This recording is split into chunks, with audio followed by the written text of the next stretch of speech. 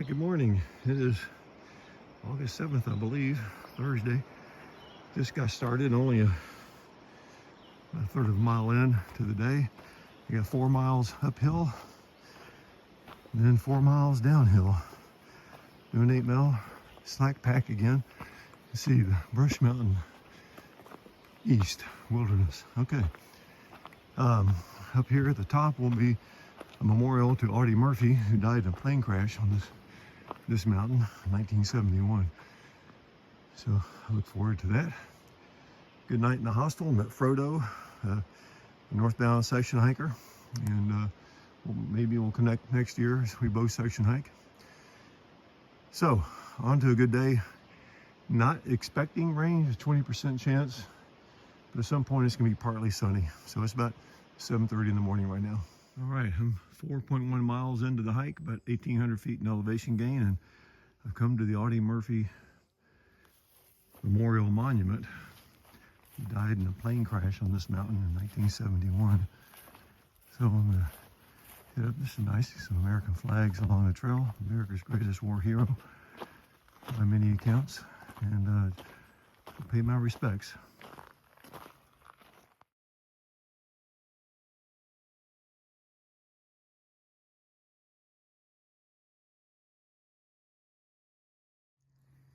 Very nice monument and memorial that's been built up here.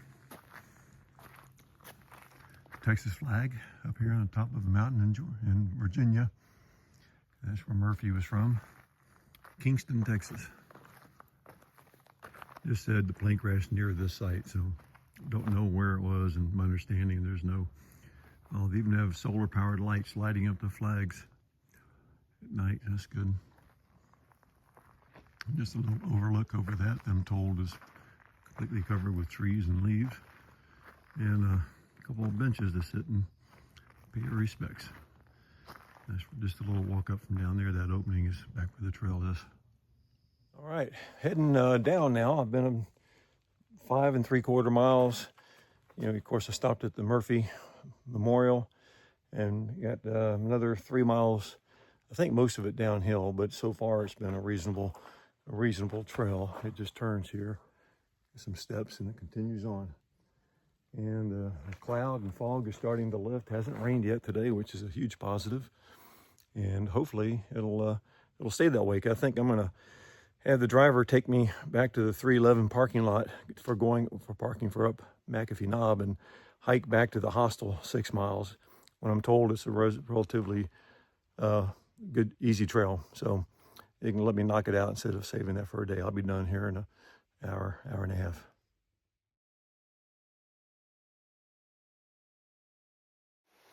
All right, I've got a creek to cross, and this seems to be the best spot.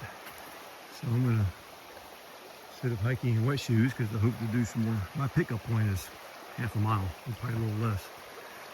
I'm gonna take my shoes off, go barefoot, and so they'll stay dry, and I can hike again later today. That's the plan anyway. I'll let you know how it goes. Pretty little creek. Yeah, creek. All right, made it across, no problem. Got my right foot or shoe on, and the 2 pairs of socks, and getting ready to the left. The cool water actually feels very good. A little bit slippery, but using the trekking poles, it was nice and smooth. Now for the left foot. The view from the other side. There's the sign I went by, but don't see exactly where the trail is over here. There's a trail here. I just don't see a blaze, which is usually unusual when you're coming out of something, you know, river crossing, bridge crossing, trail joining. Whoa, this is muddy. Okay. All right, well, I don't think that's a blaze, but I'll continue down here and see if I can find it.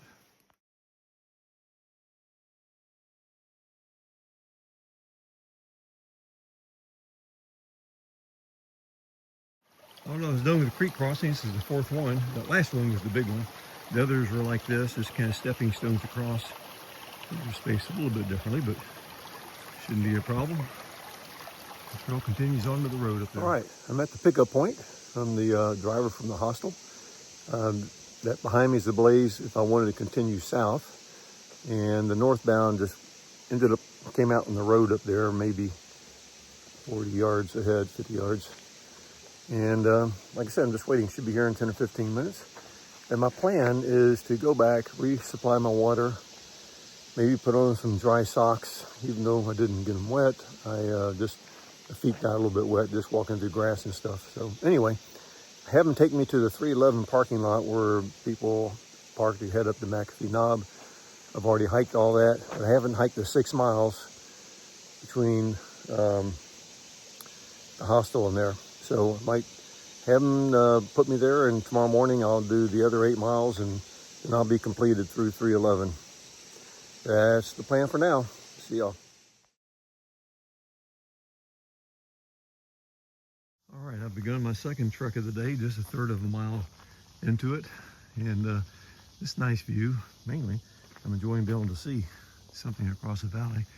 I'm pretty confident, I see that opening down there.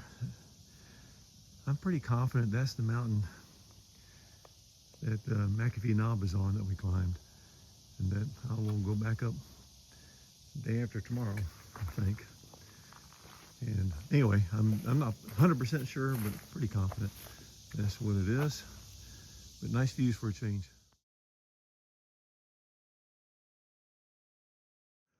All right, 3 miles back on the hike back to the hostel. Got a nice view.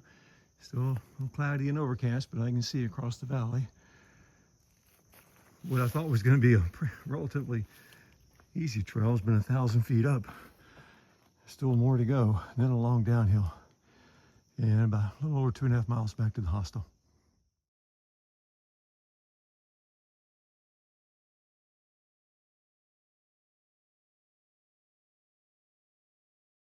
All right, 1.5 miles to go. Just walking through this cow pasture. And way back there in the background, you can see the green patches. I walked across that pasture and came out of those woods up and over that hill, mountain, whatever we're going to call it. And now about 1.5 miles from the hostel. Still going through nice views all off in the distance. Wish I knew exactly what was what, but I don't. Gotta be careful, a lot of cow patties sitting around. All right, so continuing on down, you can see the white blaze there in front of me.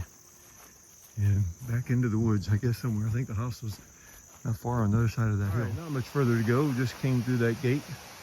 Farmers put up. Nice and new. Got this creek, this nice little short waterfall there. I think if I cross it, it's on a footbridge. I sure as hell hope so. But I haven't heard anything about having to cross one. And maybe 1.25 miles from where I'm to the road where I'm stopping. Then 3/10 of a mile to the hostel.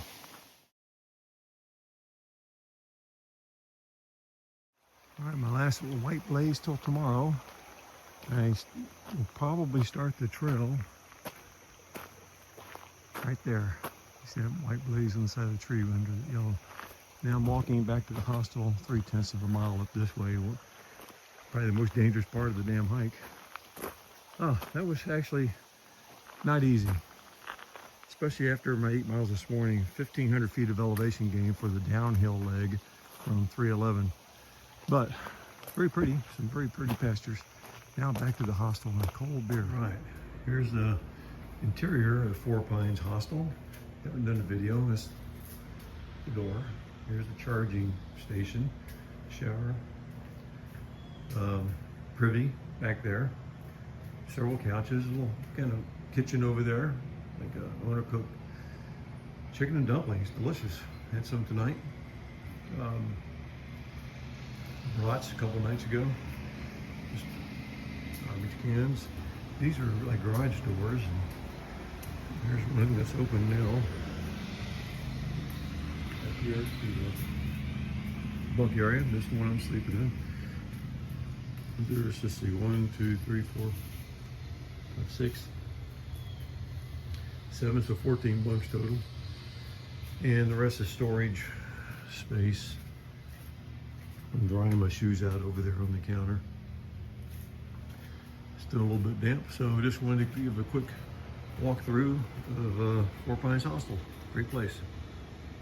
And if you like land, there's plenty of land outside. House down the hill, on this the highway down there. There's a little pond on the other side of that shed. You got some ducks in it. There's a platform if you want a tent. Big fire ring area. Up there where it says Four Pines, you can see one chicken, but they've got 20 or 30 chickens running around all the time. A big old, some kind of dog, 120 pounds. That barn up there is for overflow tenting and hammockers. You can go to, they got 2 privies up there that they can use. And the laundry is in this building, outside this building on the backside.